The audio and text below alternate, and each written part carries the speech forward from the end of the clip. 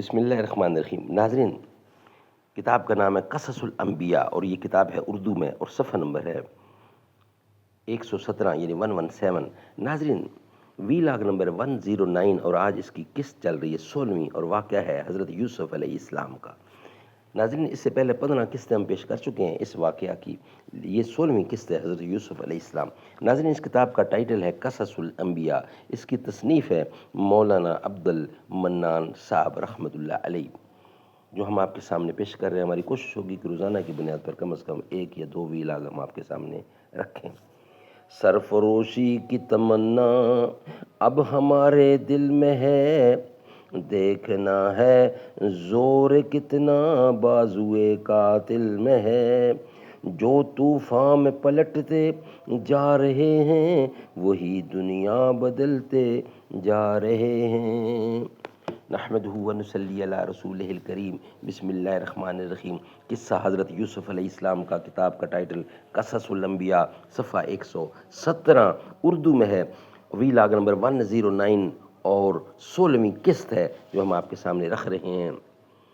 مالک بن زغر نے حضرت یوسف علیہ السلام کو لباس فاخرہ پہنا کر کرسی پر بٹھا دیا اور لوگوں کی طرف مخاطب ہو کر بولا، من یشتری غلام حسین ظریفا لطیفا لیس مثلہ فی الدنیا۔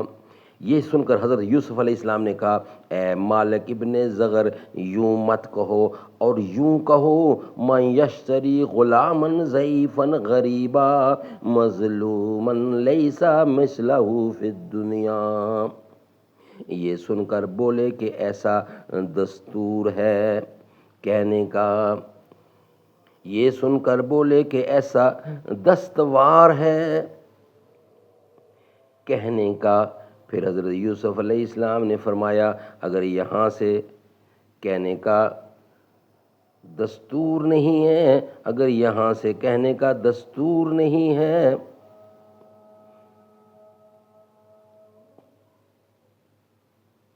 تو پھر یوں کہو، من یشتری یوسف صدیق اللہ ابن یعقوب اسرائیل اللہ ابن اسحاق صفی اللہ ابن اسماعیل ذبی اللہ بن ابراہیم خلیل اللہ۔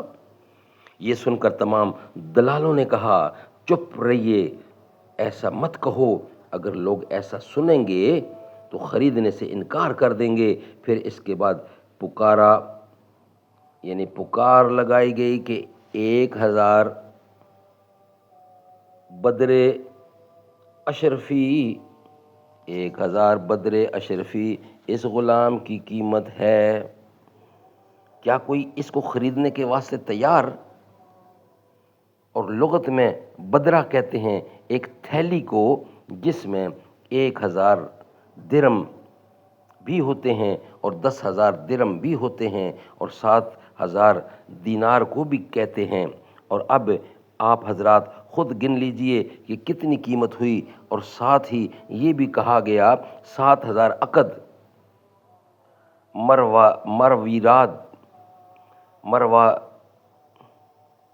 مروارید اور 1000 جامع اطلس رومی اور 1000 قصب یعنی مصری جامہ اور 1000 اونٹ بغدادی اور 1000 گھوڑ عربی محض زین و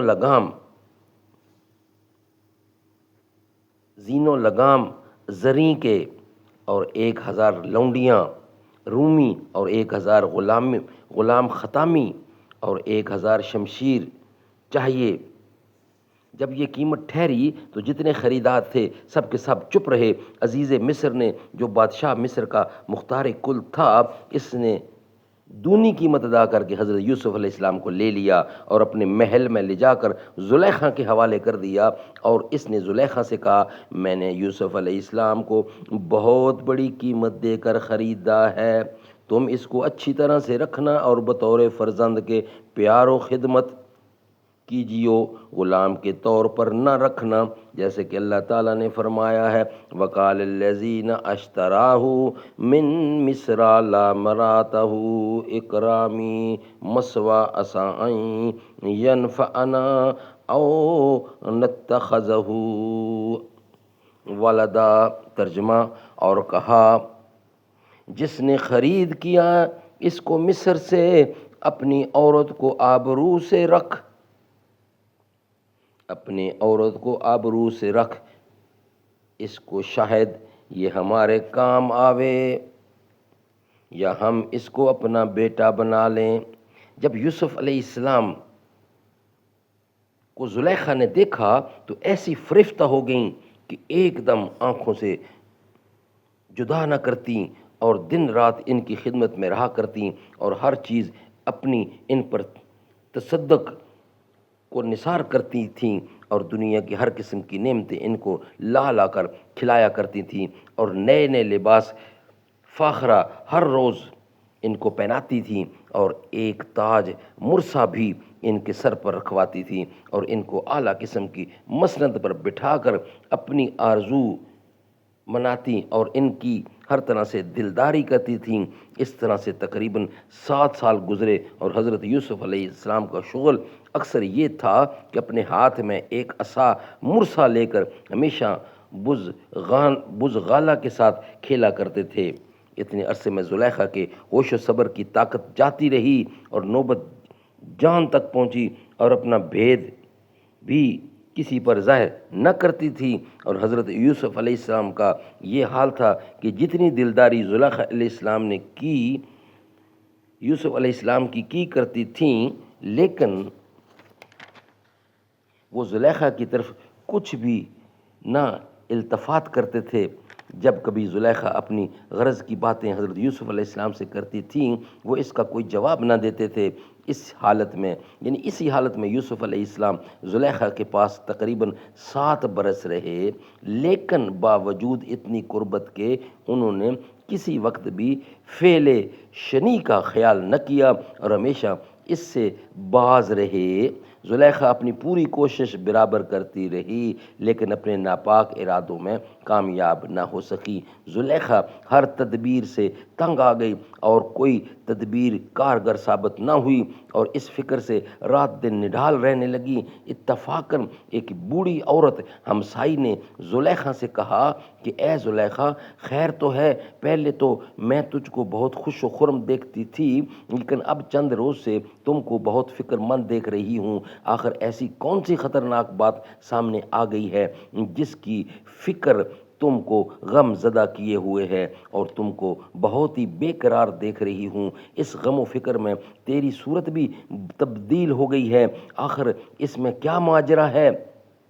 نہایت دبی ہوئی آواز میں زلیخا اس بوڑھی عورت سے بولی کہ ایک غلام عبرانی کے عشق نے مجھ کو رنج و غم میں ڈالا ہے اور اس نے اپنے عشق میں ایسا پھنسا دیا ہے کہ میں ہر وقت اس کے چہرے کو دیکھتی رہتی ہوں، لیکن فی الحقیقت وہ ایسا سنگ دل ہے کہ میری طرف ایک نظر بھی نہیں دیکھتا اور نہ کچھ بولتا ہے۔ میں تم سے پوچھتی ہوں اے میری خالہ، اس کا کیا علاج کرنا چاہیے؟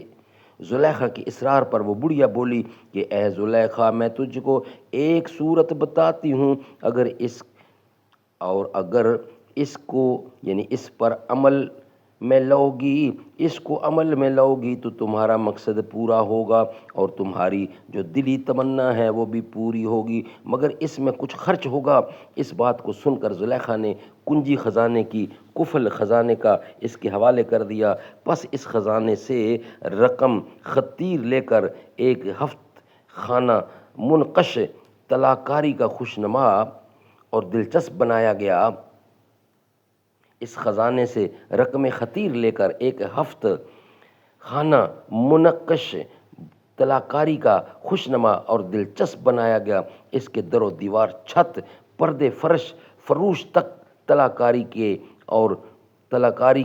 اور حضرت یوسف اور صورت یوسف علیہ السلام و زلیخا کی ایک جگہ بہم تصویر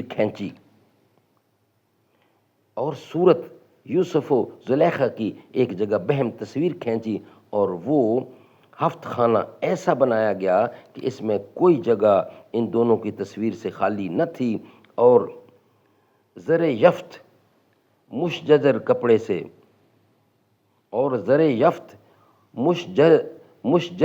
کپڑے سے تمام گھر آراستہ کیا گیا اور میں اس تخت زریں بھاری مکمل جوہر کا اس مکان میں رکھ دیا گیا،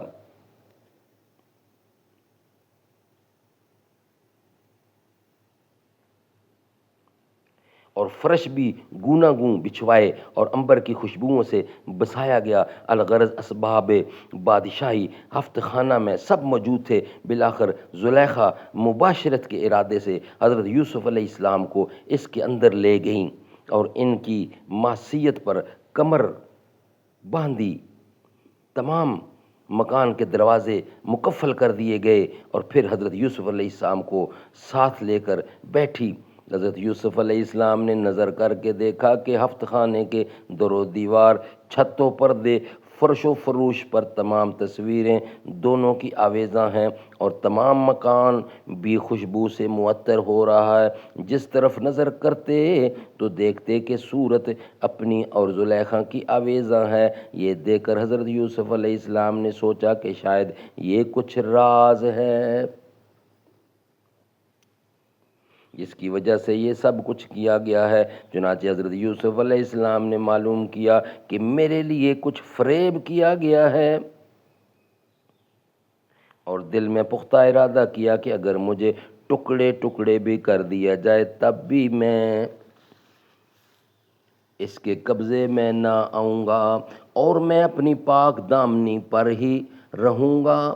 کہتے ہیں کہ اس وقت حضرت یوسف علیہ السلام نے خدا کو یاد نہ کیا، اس وقت حضرت یوسف علیہ السلام نے خدا کو یاد نہ کیا، اس لیے شیطان لعین نے ان کے دل میں زلیخا کے واسطے کچھ وساوس ڈالا۔ پھر اللہ نے اپنے فضل سے ان کی معصیت سے باز رکھا، اور زلیخا اپنے ناپاک ارادے میں کامیاب نہ ہو سکی، جیسا کہ اللہ تعالیٰ نے فرمایا وَرَأَوْا دَتَا هُوَ فِي بَيْتِهَا عن نفسه وغلقت الابواب وقالت هيت لك قال معاذ الله انه رئاسن مسوي انه لا يفلح الظالمون ولقد همت به وهم بها۔ ترجمہ: اور پھسلا دیا اس عورت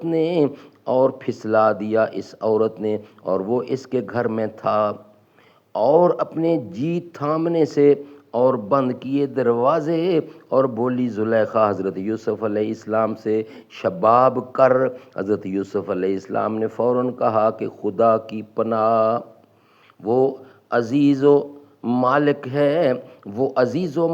ہے میرا، اور میں اس میں البتہ بھلائی نہیں پاتا، اور جو لوگ بے انصاف ہیں وہ ایسا کرتے ہیں۔ اور البتہ عورت نے خواہش کی اور پھر اس نے بھی خواہش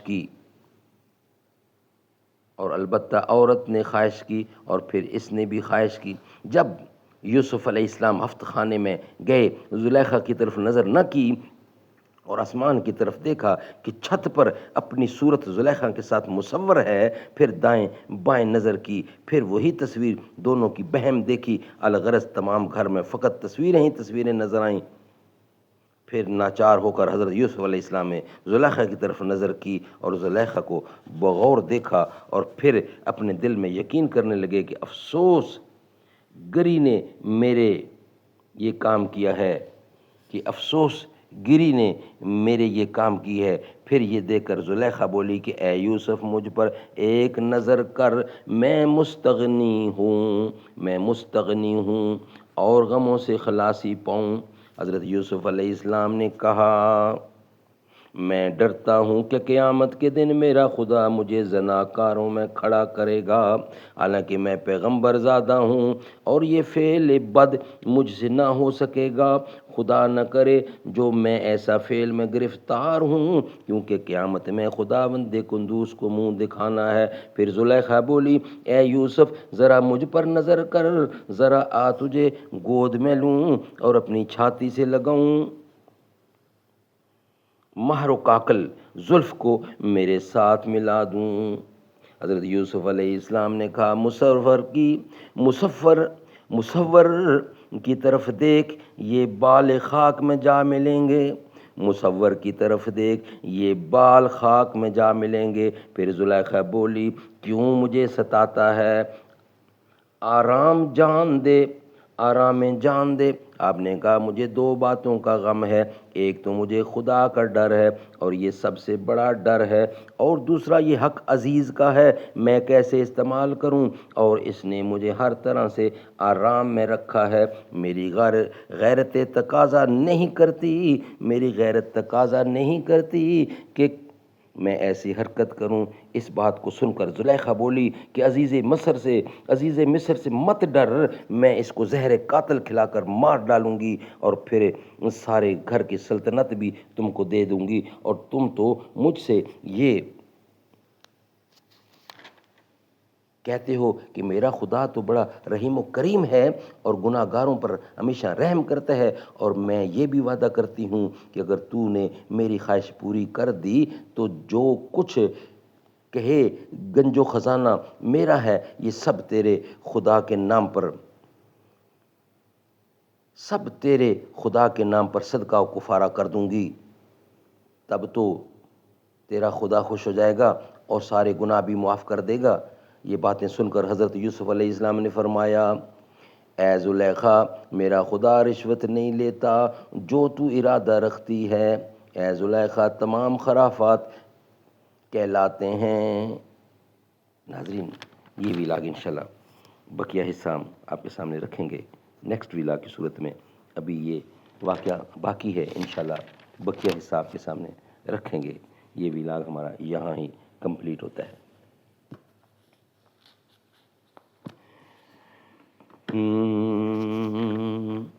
دلوں سے غم مٹاتا ہے محمد نام ایسا ہے، نگر اجڑے بساتا ہے محمد نام ایسا ہے۔ کوئی یعقوب سے پوچھے کہ یوسف مل گئے کیسے، یہ بچھڑوں کو ملاتا ہے محمد نام ایسا ہے۔ نبی کے نام سے پائی فقیروں نے شہنشائی، خدا سے بھی ملاتا ہے محمد نام ایسا ہے۔